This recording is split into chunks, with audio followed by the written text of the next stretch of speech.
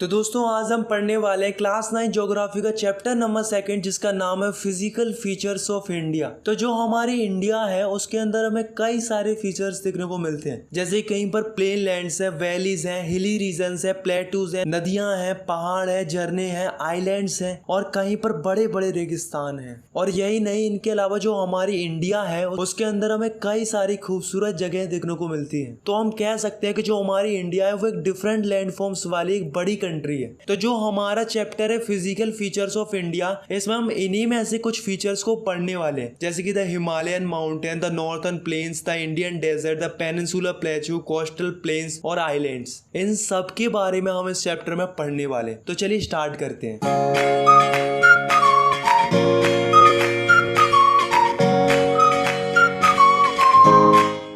तो हमारे चैप्टर की शुरुआत होती है द हिमालयन माउंटेन से। तो जो हिमालयन माउंटेन्स है वो यांग एंड स्ट्रक्चरली फोल्ड माउंटेन्स है। यांग इसलिए है क्योंकि ये अदर माउंटेन्स के कंपैरिजन में जल्दी फॉर्म हुए हैं, और स्ट्रक्चरली फोल्ड इसलिए है क्योंकि ये टेक्टोनिक प्लेट्स के टकराने के कारण बने थे। अगर हम इंडिया में देखें तो ये यहाँ से लेकर यहाँ तक हिमालयन माउंटेन्स फैले हुए हैं। इनके बेस्ट से एक रिवर निकलती है जिसका नाम है इंडस रिवर। तो ये वाली जो रिवर है जो आप देख रहे हो वही कौन सी रिवर है? Indus river. और इनके ईस्ट की तरफ से एक और रिवर निकलती है जिसका नाम है ब्रह्मपुत्र। तो ये जो हिमालयन माउंटेन्स है वो काफी बड़े बड़े हैं और इंडिया के अंदर काफी लंबे लंबे इलाके तक फैले हुए हैं। मतलब यार आप खुद ही देखो, यहाँ से लेकर यहाँ तक की जो लंबाई है वो है 2400 किलोमीटर। तो यार आप इससे अंदाजा लगा सकते हो कि यार इंडिया कितना लंबा पोर्शन हिमालयन माउंटेन ने कवर करके रखा है। अब यहाँ पर जो माउंटेन्स है वो काफी ज्यादा है और इधर आते आते माउंटेन्स कम होते जाते हैं। मतलब कश्मीर की तरफ इनकी ब्रेड्थ है 400 किलोमीटर, वहीं दूसरी ओर अरुणाचल प्रदेश की तरफ इनकी ब्रेड्थ हो जाती है 150 किलोमीटर। तो इससे हमें क्या पता चलता है कि इधर के कंपैरिजन में इधर ज्यादा माउंटेन्स है। तो जो हिमालयन माउंटेन्स है वो 3 पैरेलल रेंजेस में बटे हुए हैं। तो जो ऊपर वाली रेंज होती है उसे हम बोलते हैं हिमाद्री और इसको बोलते हैं हिमाचल, और जो सबसे नीचे होती है उसे हम बोलते हैं शिवालिक। तो सबसे पहले हम बात करते हैं हिमाद्री की। तो इस रेंज के अंदर जो माउंटेन्स आते हैं वो काफी बड़े बड़े होते हैं। इनकी एवरेज हाइट 6000 मीटर्स के अराउंड होती है, इसलिए इन्हें ग्रेटर और इनर हिमालय भी कहते हैं। ये पूरे साल बर्फ से ढके हुए होते हैं और ये जो माउंटेन्स है वो ग्रेनाइट के बने हुए होते हैं। अब थोड़ा नीचे आते हैं और बात करते हैं हिमाचल की। तो ये वाले जो माउंटेन्स होते हैं वो हिमाद्री रेंज से नीचे आते हैं, इन्हें लेजर हिमालयास भी कहा जाता है। इनकी एवरेज हाइट 3700 मीटर से लेकर 4500 मीटर्स के अराउंड होती है। अब बात करते हैं शिवालिक्स की। तो इनकी जो हाइट होती है वो 900 से 1100 मीटर के अराउंड रहती है। और दोस्तों खास बात तो ये है कि जो शिवालिक रेंज के जो माउंटेन्स होते हैं वो एलुवियम सॉइल के बने हुए होते हैं, यानी कि मिट्टी के बने हुए होते हैं। अब ये जो हमारे हिमालयन माउंटेन्स है इनको एक और तरीके से बांटा जा सकता है, वो है एरिया वाइज। तो जो इंडस रिवर है और ये जो सतलुज रिवर है, इन दोनों के बीच में जो माउंटेन्स वाला एरिया है उसे हम बोलते हैं पंजाब हिमालयास। और सतलुज रिवर और काली रिवर के जो बीच वाला एरिया है उसे हम कुमाऊं हिमालय बोलते हैं। ऐसे ही काली रिवर और तीस्ता रिवर के बीच वाला जो एरिया है उसे हम बोलते हैं नेपाल हिमालयस। और जो तीस्ता और दिहांग रिवर के जो बीच वाला एरिया है उसको हम बोलते हैं असम हिमालयस। अब यार आप यहाँ पर देखो, तो ये जो हमारे हिमालय माउंटेन्स है वो यहाँ से लेकर यहाँ तक लगभग स्ट्रेट लाइन में, पर ईस्ट में आते आते ये अचानक बैंड हो जाते हैं और वहां पर एक बाउंड्री बनाते हैं। तो ये वाले जो माउंटेन्स होते हैं तो इनको ही हम क्या बोलते हैं? पूर्वांचल बोलते हैं। और यहीं पर पटका हिल्स, नागा हिल्स और मिजो हिल्स, ये सब यहाँ पर प्रेजेंट है। द नॉर्थर्न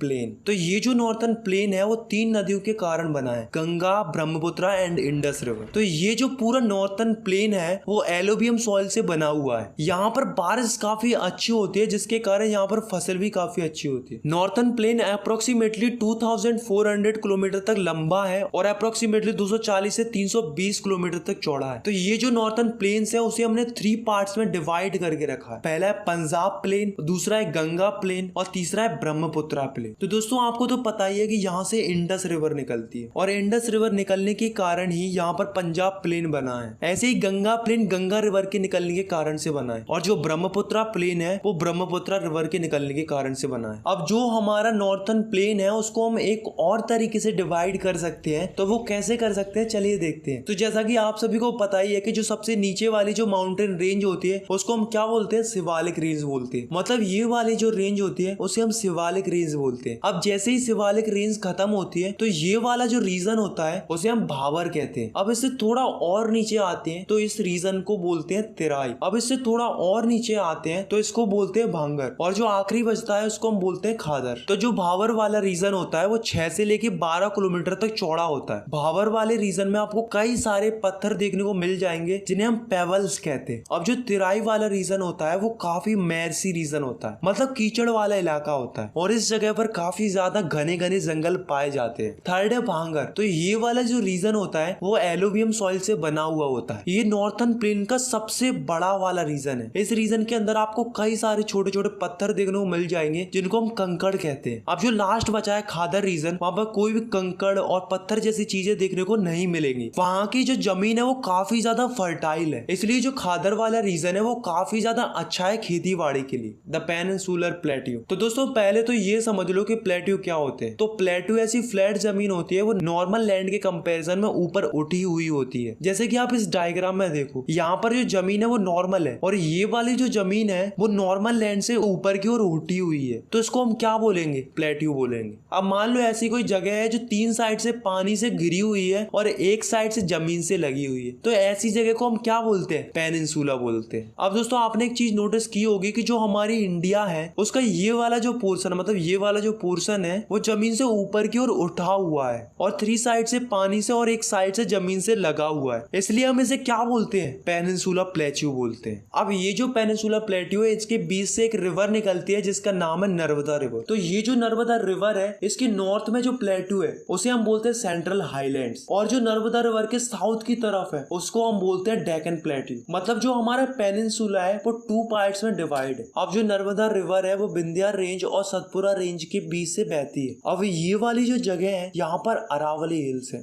अब दोस्तों बात करते हैं सेंट्रल हाईलैंड्स की। तो इसके अंदर 2 रिवर फ्लो करती हैं, पहली है चंबल और दूसरी है बेतवा रिवर, और इन दोनों रिवर की डायरेक्शन एक ही है, साउथ ईस्ट से लेकर नॉर्थ ईस्ट डायरेक्शन तक। अब जो सेंट्रल हाईलैंड्स है उनको भी 2 पार्ट्स में डिवाइड किया गया है। इनके वेस्ट वाले पार्ट को मालवा प्लेट्यू कहते हैं और ईस्ट वाले पार्ट को हम छोटा नागपुर प्लेट्यू कहते हैं। अब दोस्तों बात करते हैं डेक्कन प्लेट्यू। तो ये जो डेक्कन प्लेट्यू है उसके वेस्टर्न एंड पर वेस्टर्न घाट है और इसके ईस्टर्न एंड पर ईस्टर्न घाट है। अब जो वेस्टर्न घाट है वो ज्यादा ऊंचे हैं ईस्टर्न घाट से। वेस्टर्न घाट की जो हाइट है वो करीब करीब 900 से 1600 मीटर्स के अराउंड होती है। वहीं दूसरी ओर जो ईस्टर्न घाट है उनकी हाइट 600 मीटर्स के अराउंड होती है। अब यार आप खुद ही सोचो, अगर यहाँ की हाइट ज्यादा होगी और दूसरी ओर यहाँ की हाइट कम होगी तो डेक्कन प्लेट्यू की जितनी भी रिवर्स हैं वो हाइट टू लो फ्लो करेंगी। मतलब हाइट के कारण जो रिवर्स हैं वो वेस्टर्न घाट से ईस्टर्न घाट की तरफ बहती है। The Indian desert. तो ये जो अरावली हिल्स हैं इनकी वेस्टर्न साइड की तरफ अगर हम जाते हैं तो यहाँ पर हमें क्या मिलता है? द ग्रेट इंडियन डेजर्ट, जिसे हम थार डेजर्ट भी कहते हैं। तो ये जो डेजर्ट है वो काफी बड़ा है और इंडिया के अंदर काफी बड़ा इलाका कवर करके रखा है। यहाँ पर हमें चारों तरफ रेत ही रेत दिखाई देती है। और गाइस जैसा कि आप सभी को पता ही है कि रेगिस्तान के अंदर कम ही बरसात होती है, ठीक उसी प्रकार थार डेजर्ट में भी काफी कम बरसात होती है। अप्रोक्सीमेटली 150 mm बरसात होती है पूरे साल के अंदर। यहाँ पर एकमात्र ही बड़ी रिवर है जिसका नाम है लूनी।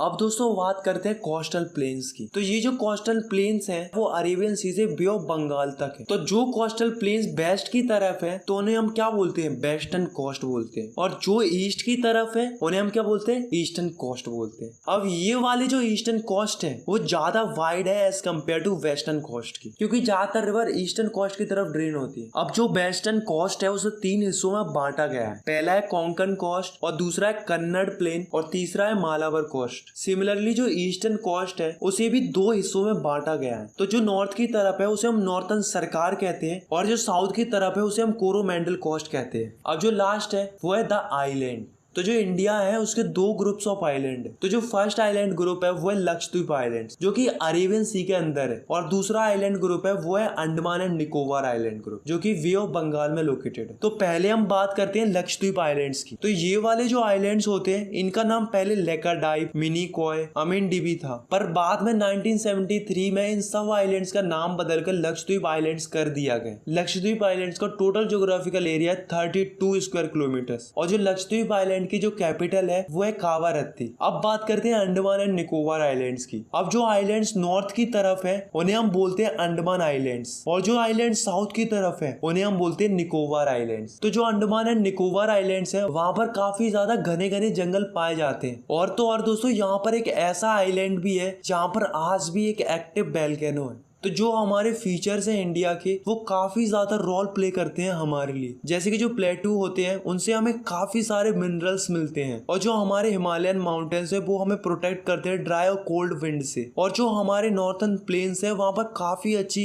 एग्रीकल्चर होती है। तो जो ये हमारे फिजिकल फीचर्स है इंडिया के वो हमारे इंडिया को और भी ज्यादा खूबसूरत बनाते हैं और साथ में हमें रिसोर्सेज भी प्रोवाइड कराते हैं। आई होप आपको ये चैप्टर समझ में आ गया होगा। और यार अगर आपको ये वीडियो पसंद आई है तो यार आप इस वीडियो को लाइक कर सकते हो, और अगर आप चाहो तो इस चैनल को सब्सक्राइब भी कर सकते हो।